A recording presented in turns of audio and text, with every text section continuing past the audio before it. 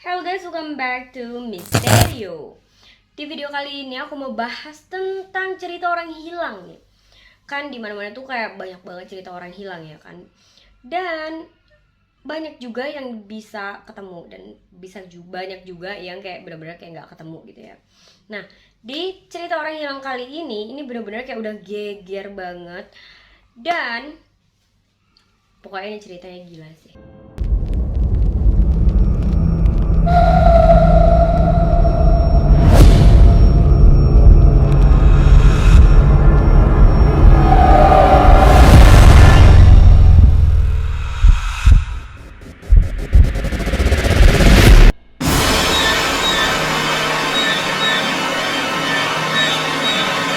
Seorang pria yang bernama Stephen Kubaki. Dia ini sebenarnya kayak pria muda kebanyakan ya. Pokoknya cowok biasa lah.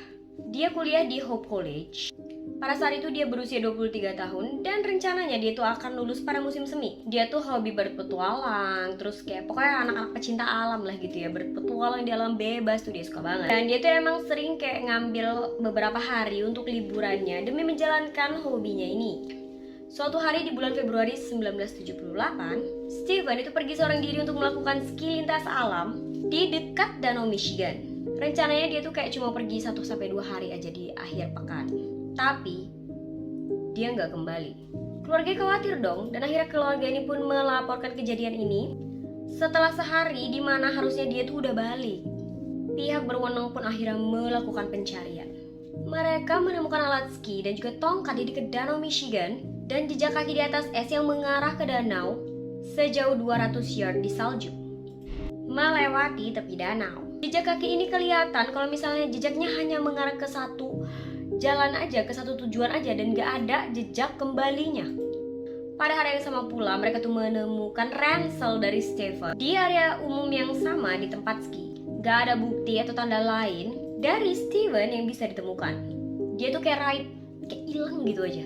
Gak ada petunjuk lain, jadi penyelidik itu menyimpulkan kalau misalnya Steven kemungkinan besar udah tenggelam di satu tempat di bawah lapisan yang gak putus. Pencarian yang udah dilakukan besar-besaran ini itu gagal untuk menemukan Steven. Keluarga pun udah pasrah gitu, kalau misalnya emang dia udah meninggal ya udahlah gitu ya kan. Mungkin dia emang udah tenggelam di bawah permukaan es yang cukup tebal. Tapi pada 5 Mei 1979 atau lebih dari 14 bulan setelah dia dinyatakan menghilang, dia muncul di pintu depan rumah bibinya di Great Barrington. Jaraknya itu sekitar 20 mil dari Pittsfield. Dan setelah itu dia dipertemukan kembali dengan keluarganya di South Deerfield. Jadi menurut kesaksian si Stephen, dia itu terbangun di sebuah bukit berumput di Pittsfield, Massachusetts, sekitar 700 mil ke arah timur dari lokasi ia dinyatakan menghilang. Saat itu dia mengenakan pakaian yang bukan milik dia dan juga tas ransel yang bukan punya dia juga. Di dalam tas ransel itu terdapat peta dan tanda-tanda yang menunjukkan kalau dia tuh udah bepergian ke beberapa tempat kayak Sacramento, San Francisco, Utah, Reno, dan Chicago. Bersama dia juga itu terdapat uang sebanyak $40, sebuah kacamata sepatu Keds, dan kaos oblong dari Marathon di Wisconsin. Semua barang itu sama sekali gak dikenali sama Steven. Herannya lagi dia tuh gak inget sama sekali tentang 14 bulan belakangan ketika dia menghilang itu. Dia gak tahu apa yang terjadi sama dia.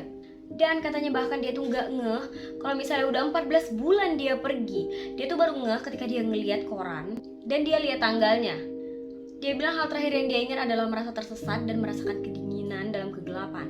Wartawan tuh kepo dong ya. Wartawan tuh nanyain gitu, kira-kira Steven ini bakal nemuin ahli nggak untuk mengetahui sebenarnya apa yang terjadi. Steven akhirnya bilang kalau misalnya dia bakalan ngecek ke dokter psikiater dan dia juga bakalan cek ke dokter untuk pemeriksaan fisiknya. Dia tuh bersikeras kalau misalnya dia tuh nggak punya masalah mental. Kasus Stephen Kubaki ini benar-benar menjadi satu kasus yang benar-benar membingungkan dan kasus orang hilang paling aneh yang ada di Amerika. Selama beberapa dekade nih, Stephen itu nggak mau ceritain tentang kasusnya dia ini, atau ketika saat dia menghilang ini dia tuh nggak mau bahas sama sekali. Mantan istrinya sendiri itu bilang kalau misalnya Stephen benar-benar kayak tegas banget, dia nggak bakalan ceritain hal ini. kisah Stephen Kubaki ini nggak dapat banyak perhatian oleh media gitu ya, tapi terkenal di situs-situs paranormal karena lokasi di mana dia menghilang itu merupakan segitiga Danau Michigan. Dan segitiga Danau Michigan ini diketahui atau diyakini merupakan segitiganya Amerika. Tapi ada juga penjelasan yang mungkin bisa diterima akal sehat ya. Mungkin aja emang Stephen Kubaki ini memiliki gangguan kesehatan mental atau masalah emosional yang menyebabkan dia pergi. Kemudian nih kalau misalnya udah beres terus akhirnya dia balik lagi. Indikatornya itu karena emang dia tuh nggak mau cerita gitu. Dia tuh nolak untuk cerita tentang hal ini. Karena katanya kalau misalnya orang normal gitu ya, dia nggak punya masalah mental, pastinya kalau misalnya dia menghilang segitu lama dan dia nggak sadar pasti dia nyari tahu dong ya. Tapi kalau misalnya Stephen Kubaki kan dia memilih untuk diam dan dia nggak cerita, jadi kayak ada something gitu. Tapi makin lama cerita itu kan terus berkembang gitu. Banyak banget yang berspekulasi, banyak teori konspirasi tentang hal ini. Tapi kalau misalnya menurut kalian gimana? Tapi kalau misalnya ngeliat petunjuknya rada aneh ya. Dia cuma kelihatan ada jalan menuju danau satu gitu, tapi nggak ada kelihatan jejak selanjutnya gitu. Kan agak aneh juga. Tapi ya nggak tahu juga ya. Makanya itu dibilang kasus misterius. Nah, menurut kalian kayak gimana? Sekian aja video kali ini. Kalau misalkan suka jangan lupa like, comment, dan jangan lupa subscribe YouTube channel aku. Sekian aja, thank you and bye.